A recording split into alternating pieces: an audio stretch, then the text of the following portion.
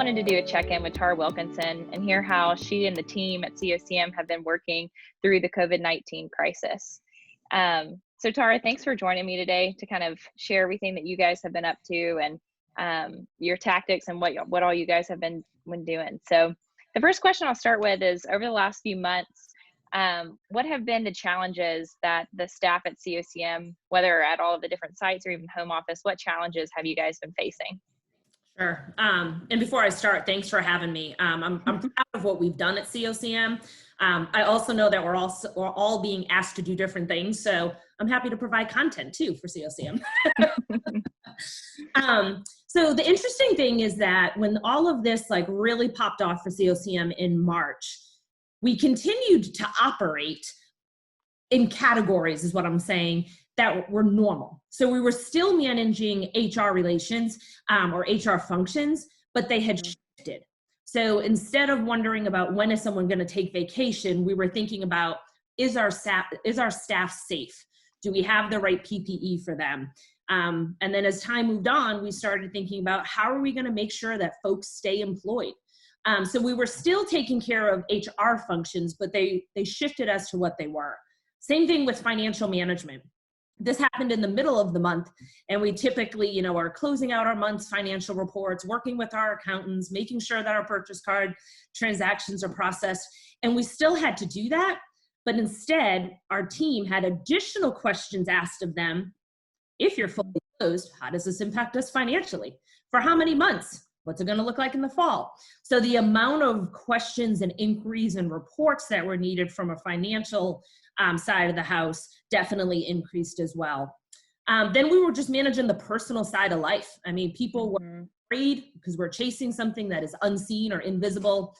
We were trying to not only manage the fear that our staff was experiencing, but also making sure that they felt cared for. Some of our colleagues share everything about their life. I mean, I have seen colleagues mad at their spouses. I have seen them cry over their kids, and other people say nothing.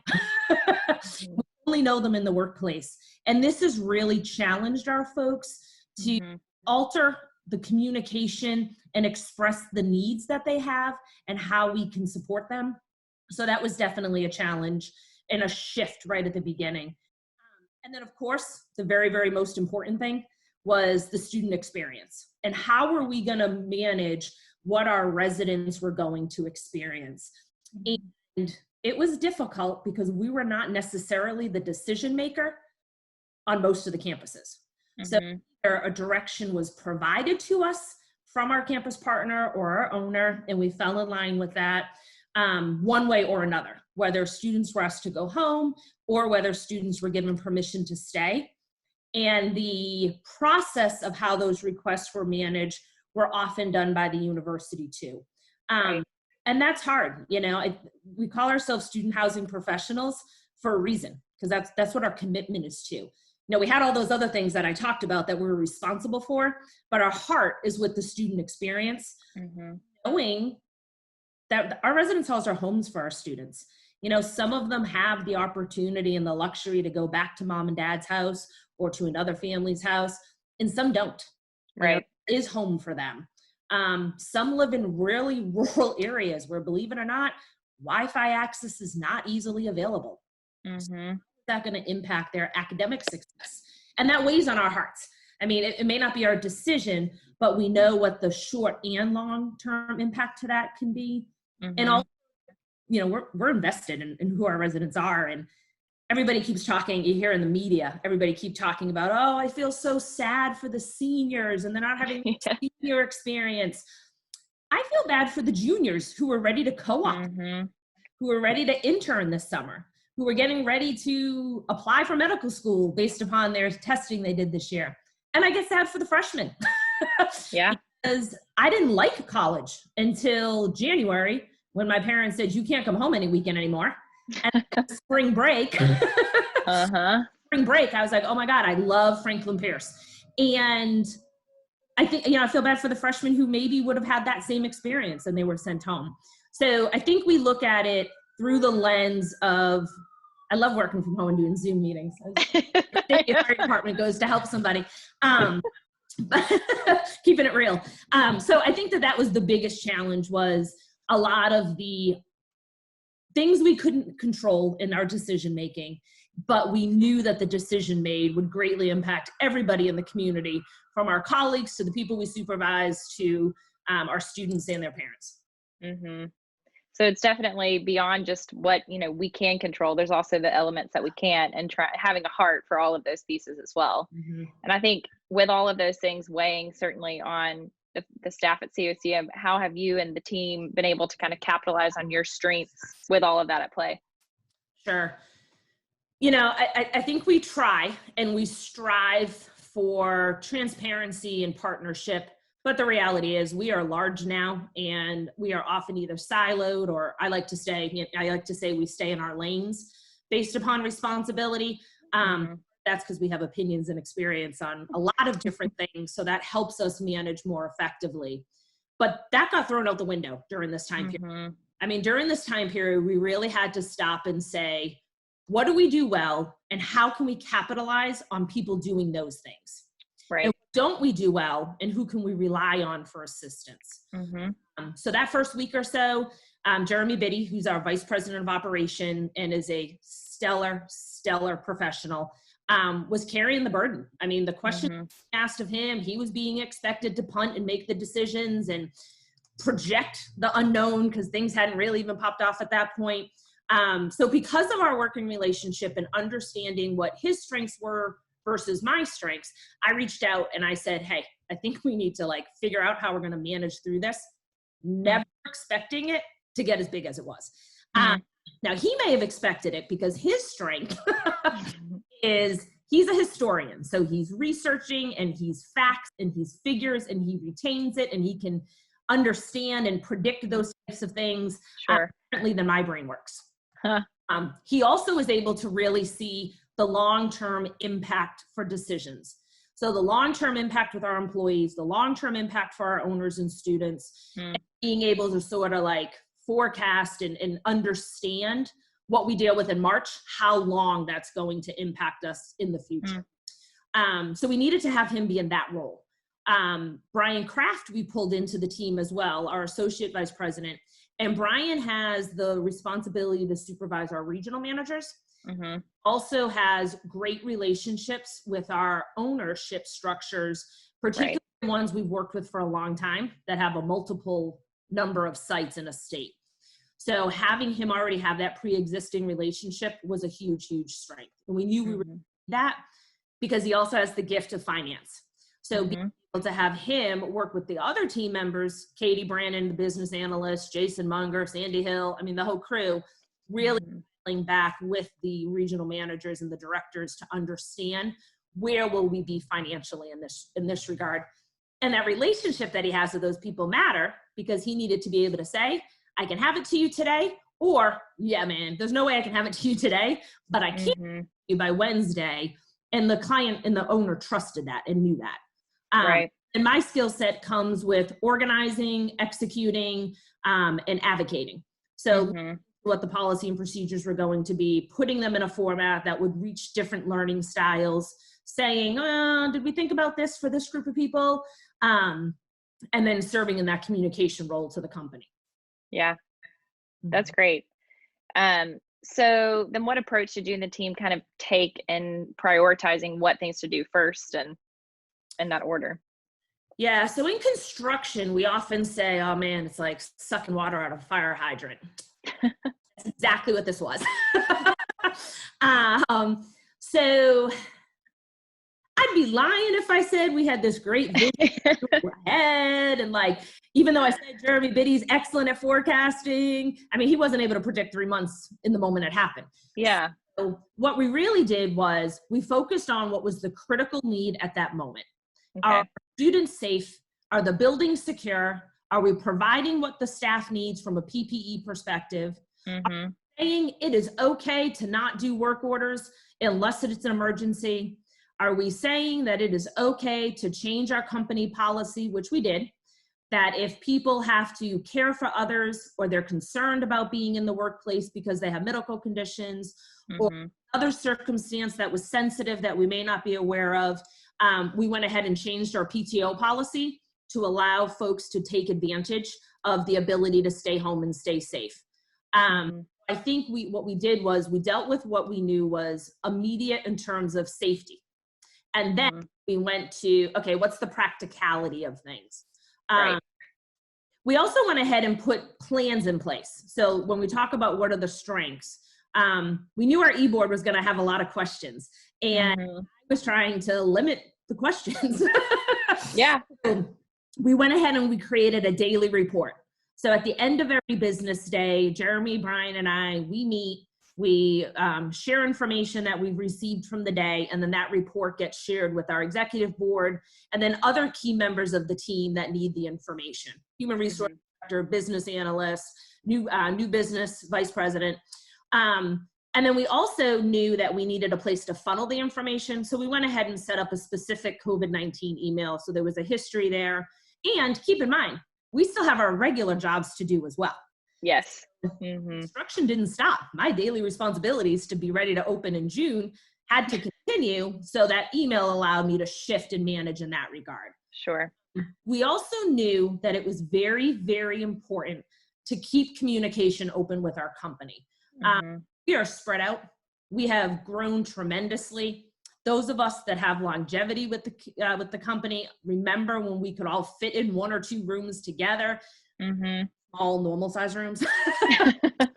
Now we need like 2 style ballrooms. Yes. So we knew that we were going to need to see one another, and even that's evolved. So it started out as an email, and then it moved to a weekly meeting that we were using Skype.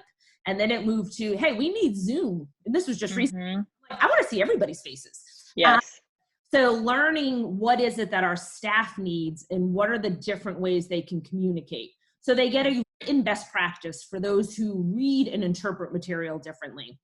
They get the opportunity to talk with us via video or audio. We're utilizing chat box in those meetings. You know, things that a lot of people are doing, but we were mindful that we wanted folks to know, despite them being off on their campus, they were still with us in the corporate office as well. And we were making decisions and putting things in place, thinking about them and their needs.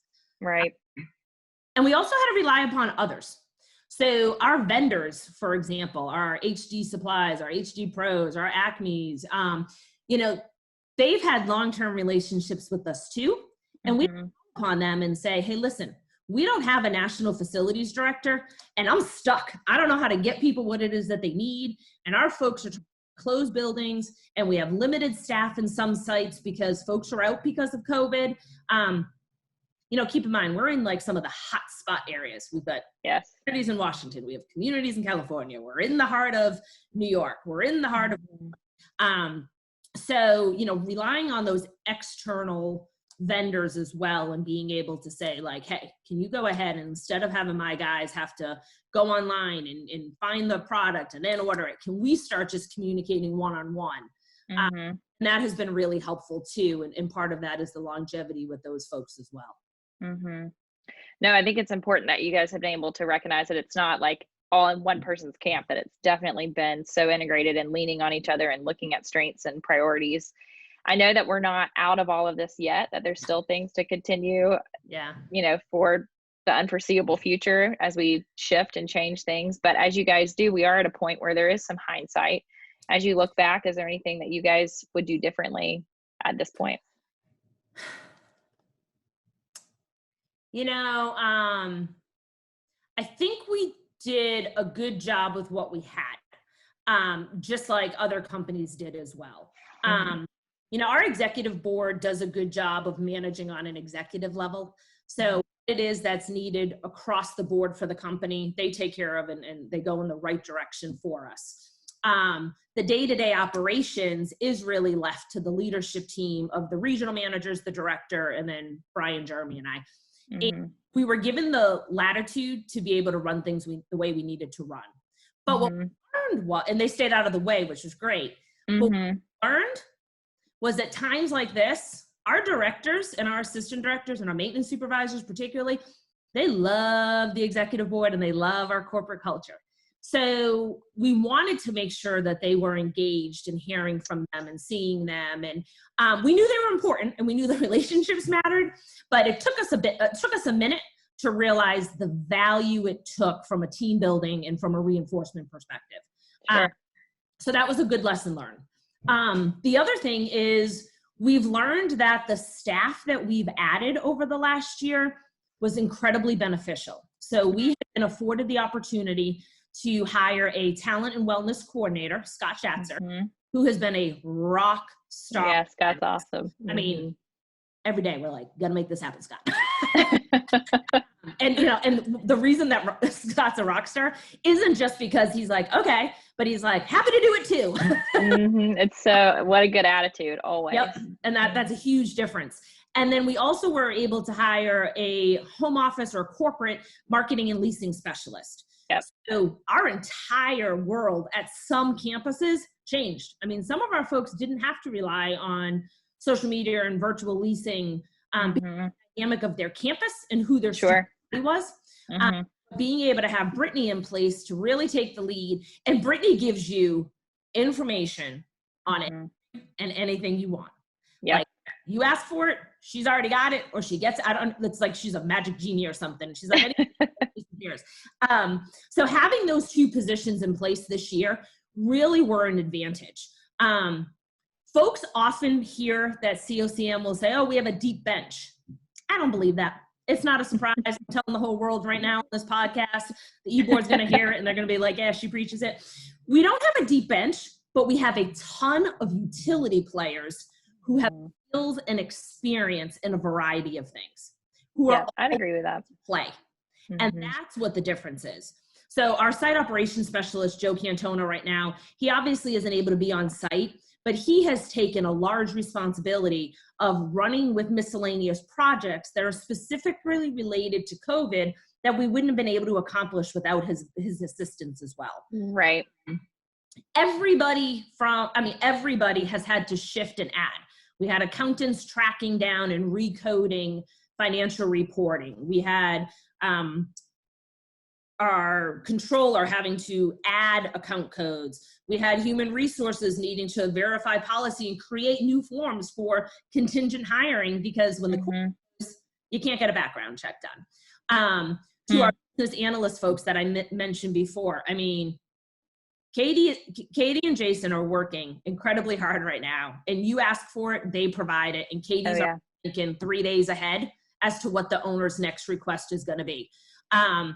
So I think the really huge advantage has been being able to just say to the entire team, hey, what are the lessons that we know we need to move forward? We know we need a person. I shouldn't be chasing that. But we know that now, and we have a different strategy as to why that's important. We also have a lot of crossover. So even though Gray Burkus, for example, is doing new business right now, he's got a ton of operations experience. So we're able to tap him and ask him for feedback or ideas. Or we have 40 communities, give or take states, 30 states, let's say we're in. I can't Google everything all the time. Hey, can you take care of running this specific report that we're tracking weekly? Sure, no problem. I got it. And then I think the other lesson we learned is our regionals are outstanding and think very differently from one another. And their schedules are often conflicting. Being able to bring them together has great value, and we want and need to do that more. And COVID-19 has helped that. So we did a virtual happy hour with them, and that probably wouldn't have happened otherwise. We know that our technology needs to be tracked in a different way because when it came time to send people home, got a desktop. What are you doing? You know, or those people who are so accustomed to the dual monitor. It has been funny how much heartburn people have got without the monitor. I mean, so I think stopping to see what are the things we do day to day from a technology standpoint, from a workload SharePoint, and then what are some of the gaps that we have? This has been a great opportunity to pause and identify those. 100%. So with that, I mean, those are all things I think to be proud of that we've been able to identify and say, here are ways to pivot. And as we have these kind of yes attitudes about everything and we all step up, we're seeing how we can kind of play well what are you and, the team of all the different people you've mentioned on this call, what would you say everyone's most proud of? And I know you can't speak on behalf of everyone, but so maybe what are you most proud of? Yeah, I can speak on behalf of everybody. No, I think that we're proud of the values of who we work for. So COCM as a whole, what we understand our intentions to be. And I think there is pride in that. I don't think it's lip service when we say that we care and we want to stop and figure out how to keep people safe, how to keep people employed, and how to best serve our students in an environment that we don't know what that's going to look like. Yeah. I think that we are proud of the fact that we were afforded the opportunity to have flexibility. I mean, everybody in the world right now is working differently, but we're not getting the pressure that some other companies are putting on their employees to be present. And that ties back into what I said at the beginning. We don't know some people's life circumstances. Exactly. The fact that folks are confident and comfortable in knowing that they can share with us what's going on, and we're going to try to work with them and around it. And I had a conversation yesterday, and I said to somebody, I get it. You and your husband both equally important in your jobs. I'm going in from 6 to 10 at night. I'm cool with you going in on Saturday instead. I think that people have pride in the fact that we trust that they will get the job done, and we know that, that our first priority is their care. I'm also proud of how we kind of just gel off of each other. I know that sounds funny, and that comes from time and experience, but Eric Alordi, he started his summer conference position right. at the worst possible time with no conferences occurring. But that's given Eric some excellent time to be able to say, okay, well, boy, am I lucky to be able to have this position, to be able to define what does the future look like. Yeah. So, hey, Eric, do you mind receiving 3,000, or I think it was 1,000, do you mind receiving 1,000 masks at your house? And can you be our distribution center? I'd love to do that. That's awesome. And I'm I would not love to do that. So I think that whole gelling with one another, knowing that we're not going to get the no when we call, understanding if someone makes an ask, there's a reason for it. Hey, Leigh Anne, you need these signs made. I want me making a sign, and you being able to coordinate that. And then me saying so you said you wanted to help. Does that also mean you want to get filled out? Yeah, sign me up. Yeah. So I really do think that we're proud of the fact that at the end of the day, we're small, but we're mighty, and we're committed to our staff. And we just know that all of the systems and policies and procedures we've put in place and the decisions we make financially are going to potentially have a lot of short-term heartburn for some folks, right, for long-term gain later, and being able to go back and serve our staff and our students. No, I really appreciate you sharing even all of that. It's just, kind of since you've known a little bit more about everyone's stories, it's great for me to also hear kind of how different people are at play, and all the whole process of how things have had to go. And I think over the last several weeks, I've certainly been proud to be part of a company that wants to hold its head high, is listening to what I feel like every employee as they, have their situations. And I couldn't be more proud to be part of something. So yeah. Well, thank you for sharing all of that with us. Yeah, my pleasure. My pleasure. It's always fun to see your face. Yeah, you too. You too. All right. Thanks. All right. Take care. Have a good one.